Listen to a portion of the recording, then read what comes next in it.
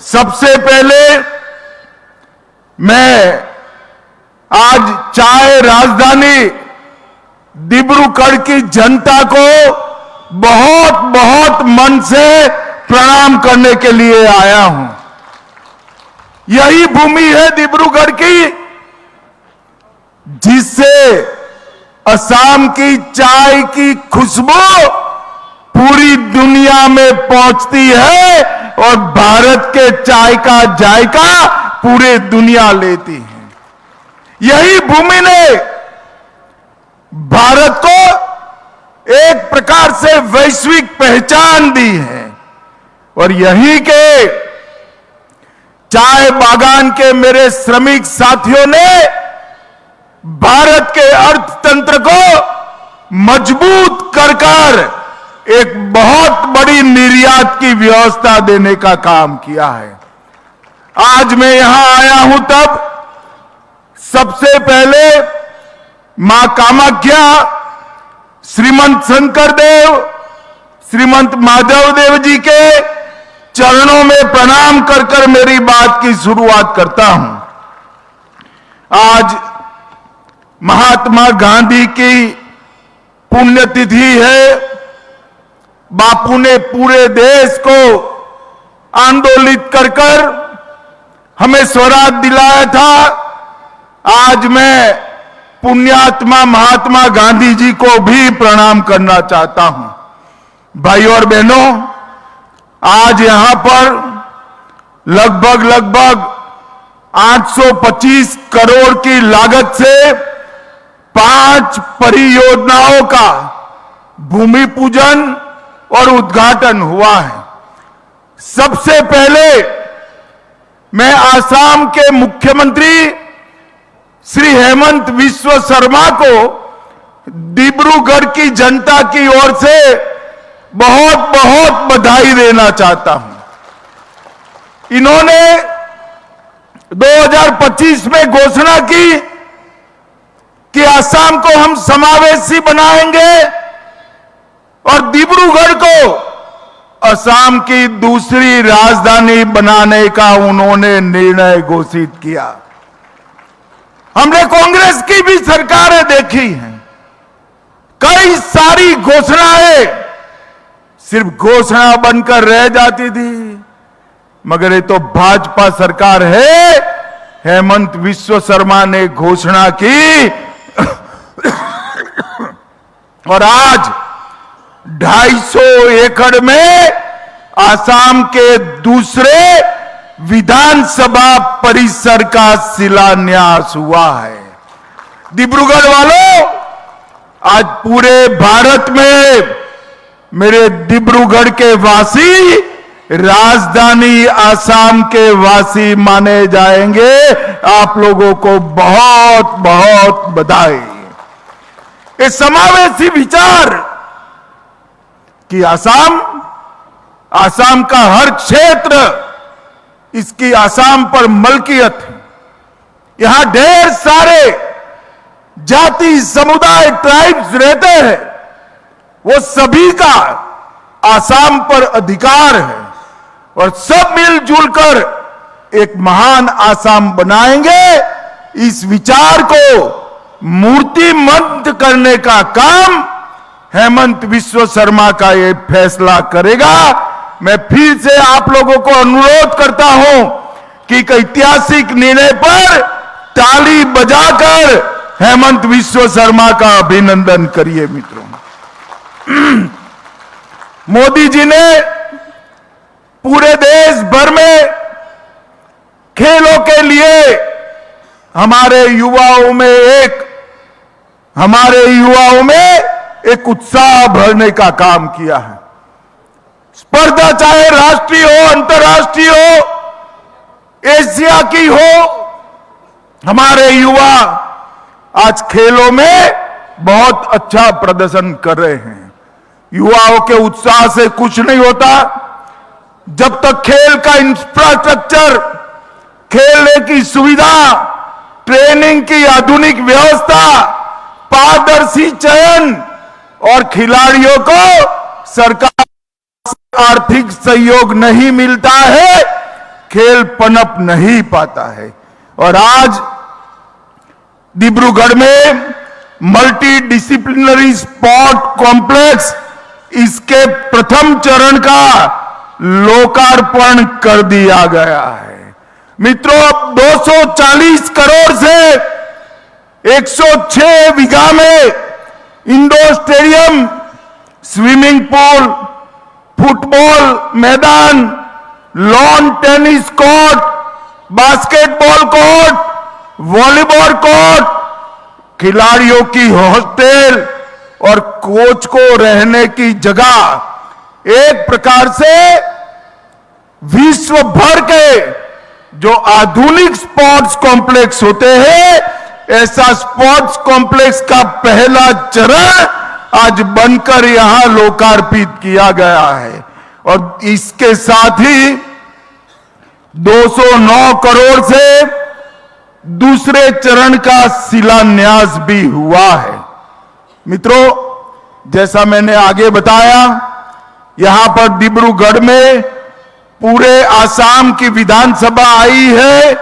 इसके साथ साथ आसाम के हर विधायक का फ्लैट भी डिब्रूगढ़ में बनने वाला है।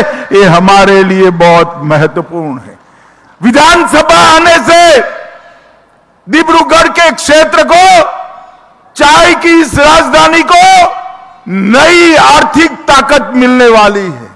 और ये सम्मान पूरी देश भर में बहुत कम स्थानों को मिला है कि राज्य की दूसरी राजधानी बनने का फिर से एक बार डिब्रूगढ़ वालों को बहुत बहुत बधाई।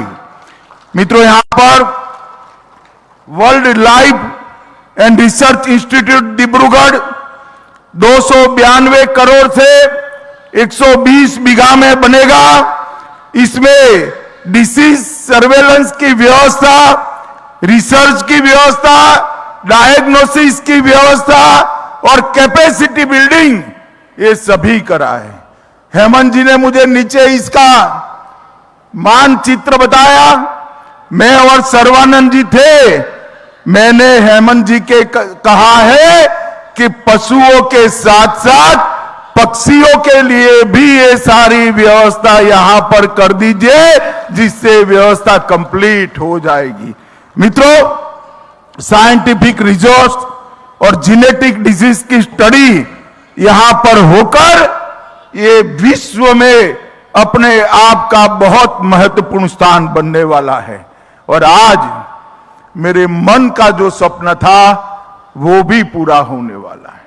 मित्रों, आसाम की नदियां हमारी संस्कृति की धरोहर है, हमारे किसानों की आर्थिक जीवादोरी है। और आसाम की नदियां हमारे लिए मां के समान है। मगर जब बाढ़ आती है, वो रौद्र रूप जब धारण करती है, हर साल कई जगह पे विनाश बिखेरती जाती हैं। हमने कुछ साल पहले स्पेस एप्लीकेशन सेंटर से आसाम का एक प्रकार से सर्वे किया और आसाम के सर्वे के आधार पर बड़े बड़े वेटलैंड आइडेंटिफाई किए। और ये ब्रह्मपुत्र का पानी, बाढ़ का पानी, बड़े बड़े 15 तालाब बनाकर हम इसमें डाइवर्ट करेंगे और बाढ़ को रोकने का काम करेंगे। और मित्रों, गत चुनाव में हमने वादा किया था कि हम आसाम को बाढ़ मुक्त बनाने का एक रास्ता ढूंढेंगे। और अगले चुनाव के एंड पहले आज इसका भूमि पूजन होने जा रहा है। ये बड़े तालाब बनेंगे जहां से इरिगेशन होकर आसाम के किसानों को 3 बार वर्ष में क्रॉप लेने की सहूलियत होगी। यहां पर पशुपालन बढ़ेगा, डेयरी उद्योग भी बढ़ेगा और ये बड़े बड़े तालाब स्पोर्ट्स के लिए, वाटर स्पोर्ट्स के लिए भी काम करेंगे और टूरिज्म का भी बहुत बड़ा आकर्षण का केंद्र बनेगा। सालों से आसाम बाढ़ की समस्या से ग्रस्त था और भारत सरकार के गृह मंत्रालय ने 692 करोड़ रुपया खर्च कर ये प्रथम चरण 15 वेटलैंड को डेवलप करने का किया है। ये बहुत महत्वाकांक्षी योजना है। इससे 7.5 लाख लोगों को बाढ़ से बचाया जाएगा।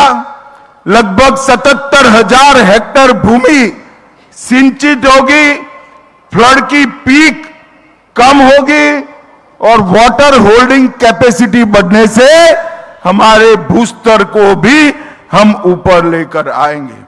मैं आज डिब्रूगढ़ वालों को बहुत बहुत बधाई देना चाहता हूं कि बाढ़ मुक्त आसाम बनाने का जगह भी हमारे हेमंत विश्व शर्मा ने डिब्रूगढ़ का स्थान चुना है। ये हमारे लिए सौभाग्य की बात है। सर्वानंद जी यहां बैठे हैं, वो सांसद है डिब्रूगढ़ से, और अभी अभी डिब्रूगढ़ वालों को मालूम नहीं है शायद, मोदी जी ने डिब्रूगढ़ के लिए एक बहुत बड़ा काम किया है। थोड़े दिनों पहले 26-27 जनवरी को भारत सरकार ने यूरोपियन यूनियन के 27 देशों के साथ फ्री ट्रेड एग्रीमेंट करा, और ये फ्री ट्रेड एग्रीमेंट का फायदा, सबसे बड़ा फायदा हमारे आसाम के डिब्रूगढ़ को होने वाला है भाई। अरे भाई ताली बजा दिए, मैं पहले पूछो तो कैसे। चलो मैं ही बता देता हूं, यहां के चाय बागानों में जो चाय बनती है ना, वो पूरे यूरोप के 27 देशों में 0 टैरिफ के साथ यूरोपियन के मॉर्निंग टी के कप में पहुंच जाएगी। एक बहुत बड़ा बाजार आसाम की चाय के लिए मोदी जी ने खोला है। एक प्रकार से 27 देश जो विश्व के व्यापार का 1/3 हिस्सा है, वो 1/3 हिस्से में हमारी चाय 0 टैरिफ के साथ वहां पहुंचेगी और हम बाकी देशों की स्पर्धा में हमारा और मुनाफा कमा पाएंगे।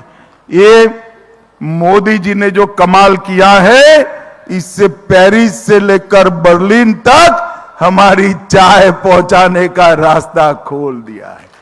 मित्रों, कांग्रेस पार्टी ने सालों तक आसाम के विकास के लिए कुछ नहीं किया। हेमंत जी ने और सर्बानंद जी ने ढेर सारी योजनाएं बताई हैं, मगर मैं आपको कह देता हूं, ये इसलिए हो रहा है कि मोदी जी के दिल में आसाम बस रहा है, इसलिए हो रहा है। कभी भी आजादी के बाद इतने सालों तक कांग्रेस ने सरकारें चलाई, केंद्र में आसाम के विकास के लिए कुछ नहीं किया।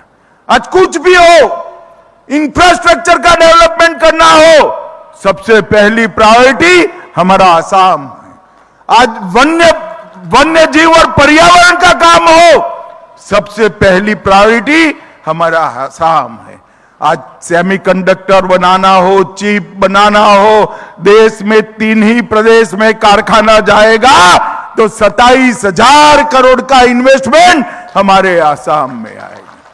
जब टाटा वाले पूछते हैं कि कैंसर के लिए अस्पतालों का जाला बुनना है, कहां बुने, तो दिल्ली से मार्गदर्शन होता है कि हमारे आसाम में करिए, यहां से किसी को दिल्ली न आना पड़े।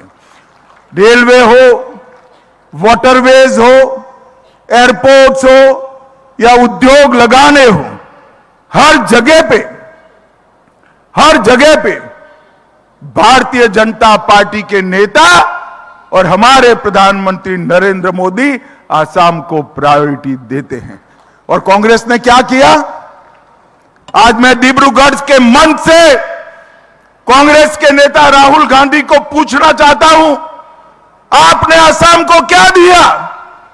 गोलियां, बम धमाके, संघर्ष और युवाओं की मौत दी। भारतीय जनता पार्टी की सरकार बनने के बाद, नरेंद्र मोदी प्रधानमंत्री बनने के बाद पूरे नॉर्थ ईस्ट क्षेत्र में 20 से ज्यादा समझौते हुए 10,000 युवाओं ने हथियार नीचे डालकर हमारे आसाम और नॉर्थ ईस्ट को सुरक्षित बनाया है।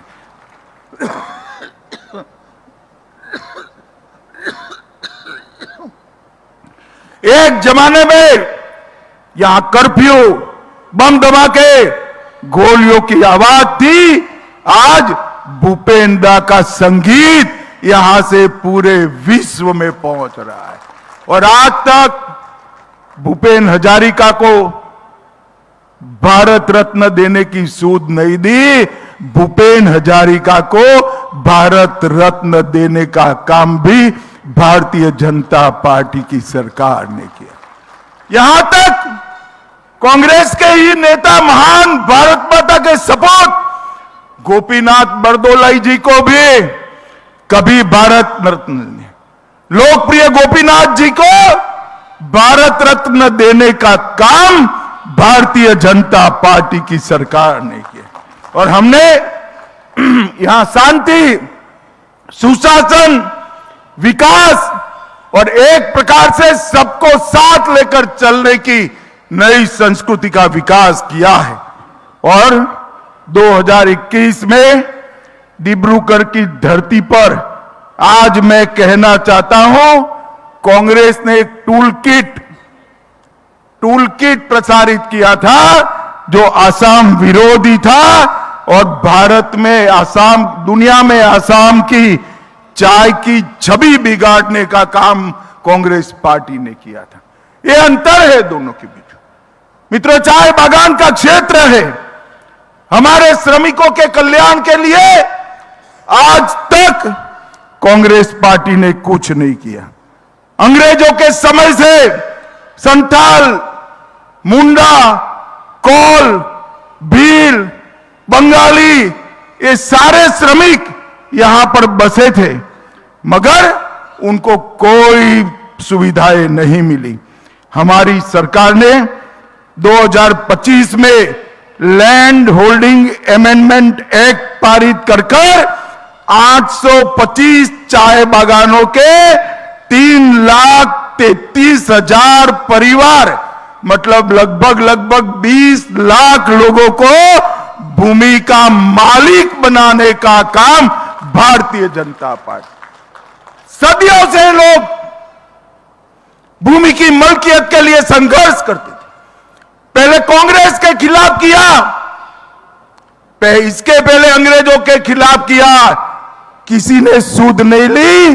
25 में भाजपा आसाम सरकार ने, हमारे मुख्यमंत्री जी ने यहां पर ये अमेंडमेंट कर चाय बागान वालों को मालिक बनाने का काम हमारे हेमंत विश्व शर्मा ने किया था।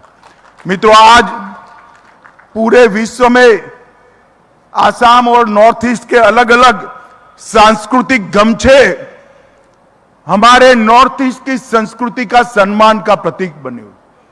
अभी राष्ट्रपति महोदय ने 26 जनवरी को एट होम कार्यक्रम में सभी को नॉर्थ ईस्ट के गमछे पहना है। यहां तक कि यूरोपियन यूनियन की अध्यक्षा और बाकी सारे जो लोग आए थे उन्होंने भी गमछे डाले। एक ही व्यक्ति ने आसाम का गमछा नहीं डाला, उसका नाम था राहुल गांधी। अब मैं पूछना चाहता हूं कांग्रेस पार्टी के लोगों को कि नॉर्थ ईस्ट का गमछा राहुल जी ने नहीं डाला, पूरे देश और दुनिया के लोगों ने डाला। भला आपकी क्या दुश्मनी है भाई? जरा ये तो बताओ, इतना अन्याय क्यों करते हो हमारे नॉर्थ ईस्ट के साथियों के लिए? मगर मैं आज कह कर जाता हूं, राहुल गांधी को जो करना है वो करे। जब तक भारतीय जनता पार्टी राजनीति में है, नॉर्थ ईस्ट की संस्कृति को कोई हिला नहीं सकता, कोई हिला नहीं सकता। आज हमारे मोदी जी यूएन के मंच पर असम का गमछा लेकर जाते हैं। और यूएन में भाषण में शंकर देव और माधव देव का नाम देकर वो विश्व में हमारी संस्कृति का प्रचार और प्रसार करते हैं।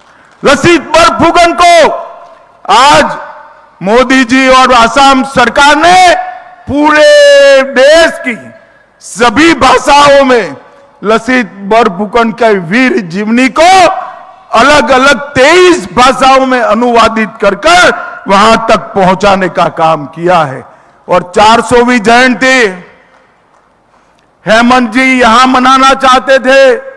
मोदी जी ने कहा असम में तो मनाइए मनाइए, आप राजधानी के विज्ञान भवन में बनाइए, मैं आऊंगा और लसित बरफुकन को पूरे विश्व में पहुंचाने का काम हमारे नेता नरेंद्र मोदी जी ने किया। भाइयों बहनों, एक और बात मैं करना चाहता हूं। हमारे आसाम में मुझे बड़ी गंभीरता से बताइए, डिब्रूगढ़ वालों को इतना परेशानी नहीं है, मगर आसाम की परेशानी डिब्रूगढ़ की है या नहीं है? भाई जरा जोर से बोलो, आसाम की परेशानी हम सबकी है या नहीं है? पक्का है? आसाम में घुसपैठ होना चाहिए क्या? अरे जोर से बोलो, होना चाहिए क्या? एक कांग्रेस पार्टी ने असम को घुसपैठ कर अपनी वोट बैंक की राजनीति से सत्ता प्राप्त करने का घुसपैठियों के माध्यम से एक हथियार बनाया था। मैं बधाई देना चाहता हूं भाजपा सरकार को, असम की और हमारे मुख्यमंत्री को कि ये डेमोग्राफी बदलने का सिलसिला उन्होंने बंद कर दिया।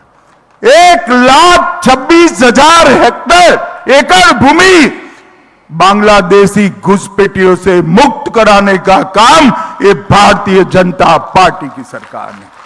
और मैं आज असम की दूसरी राजधानी की भूमि पर वादा कर जाता हूं, हेमंत जी के नेतृत्व में यहां पर तीसरी बार भाजपा सरकार बना दो, एक एक घुसपैठियों को चुन चुन कर असम के बाहर हम निकालेंगे। ये घुसपैठिया किसी भी तरह से असम और देश का भला नहीं कर सकते। हमारे सीमित संसाधन हैं, हमारे गरीबों का अधिकार घुसपैठिया छीनते हैं, हमारे डेमोग्राफी को बदल रहे हैं और देश की सुरक्षा के साथ भी वो लोग कॉम्प्रोमाइज करते हैं। मित्रों, एक घुसपैठिया इन्होंने श्रीमंत शंकर देव की जन्मभूमि को भी नहीं छोड़ा था और काजीरंगा के जंगलों में घुसपैठियों ने शिकार कर हमारे गैंडों को खत्म करने का काम किया है। आज आसाम की जनता को मैं अपील करने आया हूं, ये जनसांख्यिकी का जो परिवर्तन है, इसको अगर आपने रोका नहीं तो आसाम आने वाले दिनों में बहुत दिक्कत में आएगा। और जनसांख्यिकी का परिवर्तन, घुसपैठियों को रोकने का काम केवल और केवल भारतीय जनता पार्टी कर सकती है और कोई नहीं कर। भाइयों बहनों, आसाम की सरहदें घुसपैठियों के लिए खुली थी। जब से नरेंद्र मोदी जी की सरकार बनी, पहले सर्बानंद सोनोवाल और फिर हेमंत विश्व शर्मा हमारे मुख्यमंत्री बने। मोदी जी और आसाम सरकार ने मिलकर घुसपैठियों को आसाम की सरहदों में आना बंद कर दिया है। अब घुसपैठ नहीं होती है आसाम में, परंतु जो आ गए हैं उनको भी बख्शना नहीं है। चुन चुन कर बाहर निकालने का काम ये भारतीय जनता पार्टी की सरकार। पिछले 5 वर्षों में हमने बहुत बड़ा आर्थिक सुधार भी किया है। आसाम की जीएसडीपी को 4.1 लाख से बढ़ाकर 7.2 लाख करोड़ तक ले गए हैं और आसाम के नागरिकों की आय में 50% की वृद्धि भारतीय जनता पार्टी की सरकार के समय में हुई है। मित्रों, अगर हमने शांति चाहिए, विकास चाहिए, शिक्षा चाहिए, इंडस्ट्री चाहिए, रोजगार चाहिए, समृद्ध खेती और पशुपालन चाहिए, तो एक ही विकल्प है, भारतीय जनता पार्टी का यहां पर शासन फिर से एक बार लाना पड़ेगा। डिब्रूगढ़ वालों, एक प्रकार से आज से आप आसाम की दूसरी राजधानी बने हो। मुझे जरा मन से बताना, अगले चुनाव में सबसे बड़ी बहुमत के साथ, अब तक की सबसे बड़ी बहुमत के साथ भाजपा को चुनकर लाओगे क्या? ऐसे नहीं चलेगा भाई, जरा जोर से बोलिए, भाजपा सरकार लाएंगे क्या? कमल निशान पर मोहर लगाएंगे क्या? असम को घुसपैठिया मुक्त करेंगे क्या? असम को बाढ़ मुक्त करेंगे क्या? असम को श्रीमंत शंकरदेव का असम बनाएंगे क्या? तो यही संकल्प के साथ दोनों हाथ उठाइए, उठाइए दोनों हाथ, विजय के संकल्प की मुट्ठी बींचे और प्रचंड आवाज से बोलिए, भारत माता की वंदे वंदे। आप सभी का बहुत बहुत धन्यवाद। और एक बार प्रभु श्री राम का नारा भी लगाएंगे, मेरे साथ जोर से बोलिए, जय श्री राम, जय जय श्री राम। धन्यवाद। Anytimes 24/7. Your news, your voice.